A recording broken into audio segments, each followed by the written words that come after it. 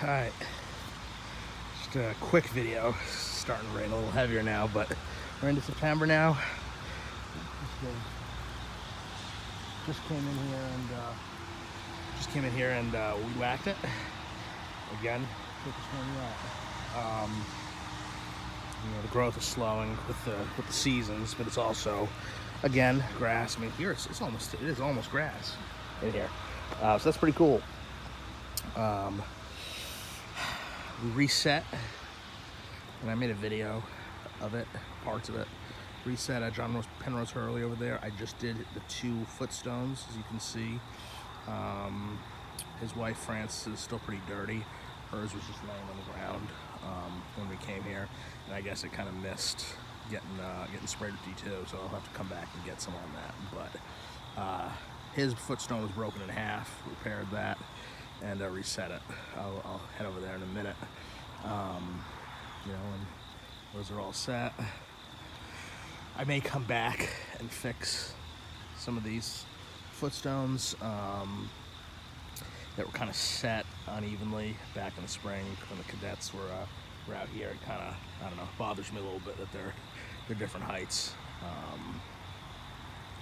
You know, a few of them are a little high, but I mean, it's better than them be sucked into the ground or broken, so it is what it is. But we're getting near the end. I mentioned last time I still would like to raise Sally F. Thomas here, Sally Frances Thomas. Jacob, way over there, is going to be a project in and of himself. And that's probably not going to happen right now. Maybe in the spring will come. I mean, that whole rock wall is pretty cool. It needs to be rebuilt. So we'll see. But you know, Sally is pretty much the big one, and then kind of run through and just examine some of these fieldstone rocks that have kind of revealed themselves, very deeply sunk. But I kind of just went through 10 minutes ago and kind of felt them. So I feel like 9 out of 10 times, you know, these fieldstones aren't what they seem. What we found is that they're often, you know, you might see a little bit showing, but they're actually 18 inches down in the ground. Not always. Some of those quartz fieldstones over there that we're using that row are actually just sitting on the dirt. But these tombstones, these fieldstones in this middle section here where you can see some flags, they're all almost not visible. There's probably some that are not visible. We'll hit with a probe, but it would just like to make sure that there is no writing on them. They don't appear to. They appear to be very narrow rocks, as opposed to that one right over there, which does have an inscription. What I really want to make the video, though, is just to show just these morning glories that are kind of taking over this area over here. They're not quite as impressive, I feel like, as when I got here this morning. But just kind of cool. A lot of different varieties, some really beautiful ones. Look at this one with the holes in it, and the pink with dark purple, white, pink. Yeah, it's just kind of cool to see, you know, some of these ornamentals that were obviously planted here at some point that hung on, but were, you know, choked out. And now that growth is being pushed back, they're kind of making a comeback. Saw another interesting one, and I'm not a plant connoisseur, but you know, these right here, not really sure what they are, but they're pretty. Coming up here, some spots around here, and then again on this side, just kind of peeking out.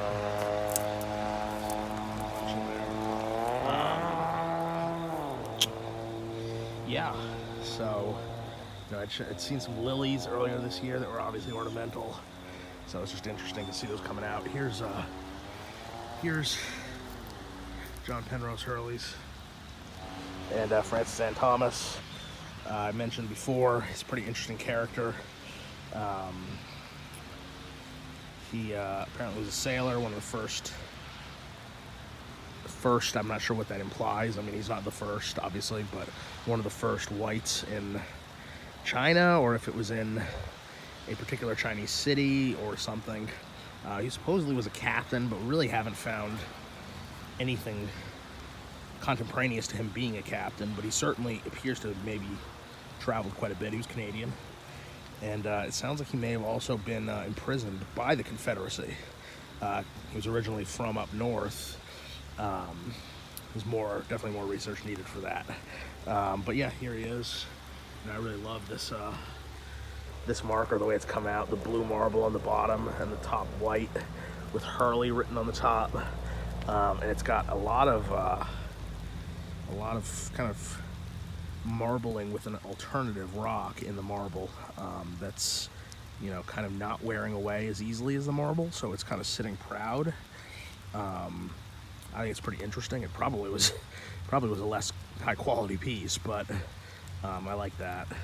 And then as you can see here, we got the two original quartz, you know, tomb rocks that were placed here, and they were just placed. I mean, they're big hunks of rock, but they are not sitting 18 inches in the ground each. And then at some point at a later date, this marker was put here in the center. Similarly, here's the footstones that I mentioned, and the quartz was also in the hole with the footstone. I mean, I actually pulled one of them up here a little bit, but the original footstones were quartz before someone replaced it. So just interesting. But yeah, I mean, it's kind of gives it a different look when it's wet. Sometimes it's very helpful to read inscriptions and stuff when it's wet or when the light is different because of the lack of sunlight. Here's the other one we did a couple weeks back now. Looks like it may have settled a little bit. Hard to tell because the ground does drift here, but we'll have to look at that.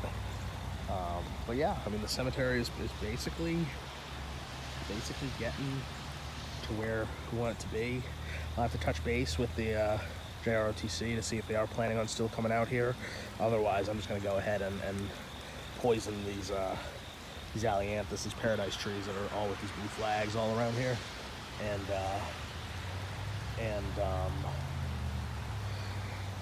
deal with that. Hopefully before they all start losing their leaves, because I'd like to make sure that that poison gets on down to the roots and knocks them out, and then we don't have them anymore. So yeah, stay tuned for more.